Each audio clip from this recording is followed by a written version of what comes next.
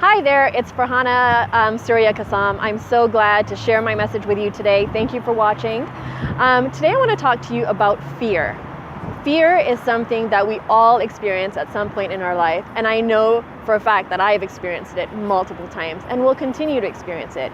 And so I thought this was a great topic that I would share with you all and get you thinking about what our fears are and how do they inhibit us in our life. What type of a role do we allow fear to play, and how can we slowly but surely recognize it and then slowly release it? Well, for me, I heard a few months ago a great acronym for the word fear, and I wanted to share it with you. I'm sure you might have heard it before, but if not, regardless, fear is false experiences appearing real. False experiences appearing real. Fear. Okay, so let's sit with that a little bit. When we think about fear and we think about these false experiences that we create in our minds, when we think about the worst case scenarios that haunt us, how do we allow those worst case scenarios to control our present moment?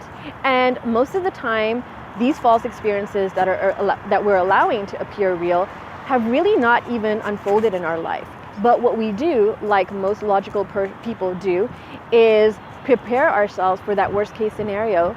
And what ends up happening is we align our thoughts, our actions, and our beliefs to really go with the flow of this worst case scenario. What ends up happening then is we're really not preparing ourselves for the best case scenario, but we're being pessimistic in our ability to think about something unfolding really well. And when we do that, and we align our thoughts and our energies and our actions towards the worst case scenario, why would anybody expect the outcome to be anything more, right? Putting our energy out there and putting all our intentions out there into that worst case scenario is the epic downfall that you can actually do for yourself. So what I would encourage you all to do is think of these things another way. How about we fine tune ourselves to think about the best case scenario? If we put all our energy, take it out from the worst case scenario and put it into the best case scenario, that means we're allowing ourselves to think, feel, and act towards that best case scenario. And I think that's a lot more purposeful, a much better use of our time and our energy spent. As soon as we start thinking and aligning our thoughts with the type of outcome we want to achieve in our life, that's when greatness happens. So, when was the last time that you thought about an intention that you want manifested in your life? Dream those big dreams and align yourself with creating those dreams. See, if you would have spoken to me more than 2 years ago, I was that person who thought about that worst case scenario. I came from a place where I was really worried because I had just separated from my ex-husband. Not an easy place to be. Those of you who've been divorced, you know exactly what I'm talking about. Anytime a tragedy happens in our life, whether that is a failed marriage, whether it's a loss of a job, a loss of a loved one, regardless of what that is, it is a very scary place to be. So I want you to know that I can empathize with that because I've been there. Now, what do we do with that?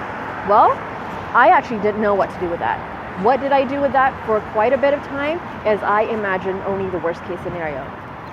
That caught me in a really bad place because I realized that my actions and my thoughts, my feelings aligned with the worst case scenario. And it was about time that I took matters into my own hands.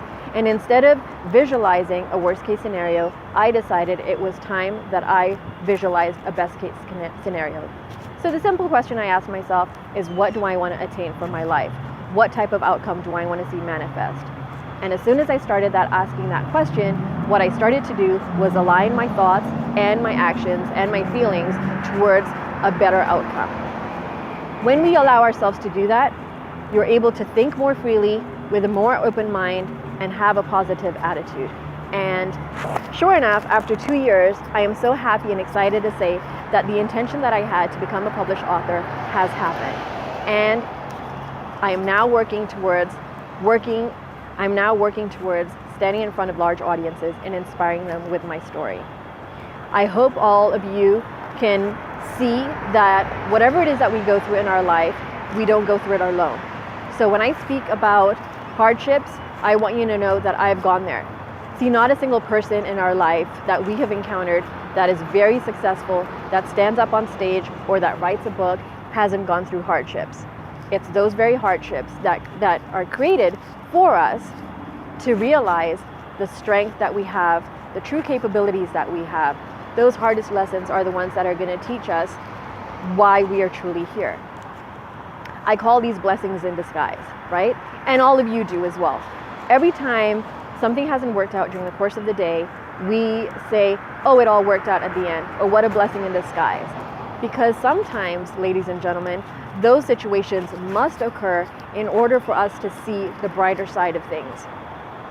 When things are going easy, when we're happy, when we've been offered our dream job, when we meet our soulmate, when all of those great things happen, it's easy to see blessings in those situations. The times that are the most difficult, the experiences that cause us the most pain, and the people who disappoint us the most are the people and situations and experiences that we do not understand.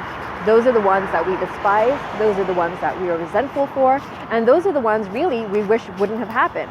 But the truth of the matter is, blessings in disguise come in ways that have and can have such a profound impact in our lives.